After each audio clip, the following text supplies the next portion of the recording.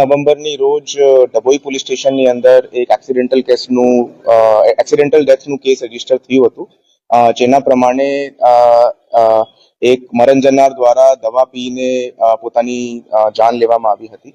આ કેસ બાબતે પોલીસ દ્વારા મરણ જનારનું મોબાઈલ ફોન ફોરેન્સિક સાયન્સ લેબની અંદર મોકલતા તેનાથી પોલીસે ઘણી બધી માહિતી મળી છે અને ફોન નંબર્સ મળ્યા છે અને બીજા મેસેજીસ મળ્યા છે, જેનાથી આ પ્રસ્થાપિત થાય છે કે આ ડિજિટલ અરેસ્ટના કારણવશ અને એના કારણે આ મરણ જનાર દ્વારા આ સુસાઇડ કરવામાં આવ્યું હતું. આ ટ્રેલને શોધતા પોલીસ પાસે એક જે આરોપી દ્વારા નંબરથી સંપર્ક કરવામાં આવ્યો છે તે નંબર હાલ કંબોડિયાની અંદર એક્ટિવ છે અને કંબોડિયાના સાયબર ક્રાઇમના ગેંગ્સ આની અંદર આ કાર્યવાહી કરવાનું પ્રાથમિક દૃષ્ટિએ ફલિત થાય છે. એ સિવાય ફોરેન્સિક એનાલિસિસ કરતા પોલીસ દ્વારા એક બીજું નંબર પણ ફાઇન્ડ આઉટ કરવામાં આવ્યું હતું, જો કે પ્રથમ દૃષ્ટિકોણથી એક નંબર ઓફ ઇન્ટરેસ્ટ હતું અને એ બેંગ્લોરની અંદર નંબર એક્ટિવ હતું.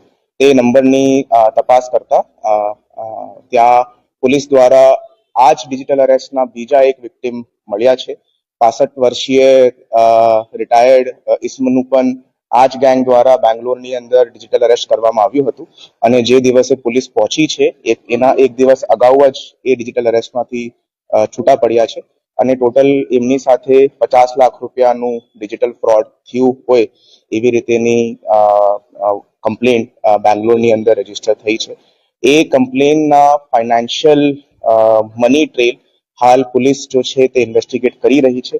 એ સિવાય આ જો ડિજિટલ અરેસ્ટનું ક્રાઇમ છે તેની અંદર આખું સિમ કાર્ડનું જો નેટવર્ક છે તે નેટવર્ક પૈકી 2 ઇસમોની અરેસ્ટ પોલીસ દ્વારા કરવામાં આવી છે.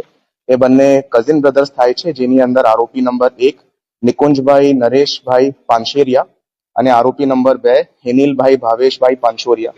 એમના દ્વારા 538 સિમ કાર્ડ માટેનું એક વાતચીત બીજા આરોપી દ્વારા થઈ હતી અને એ 538 સિમ કાર્ડ પૈકી 438 સિમ કાર્ડ એમના દ્વારા ડિલિવર કરવામાં આવ્યા હતા અને એક સિમ કાર્ડ પૈકી એક સિમ કાર્ડ દ્વારા આ કૃત્ય કરવામાં આવ્યું છે.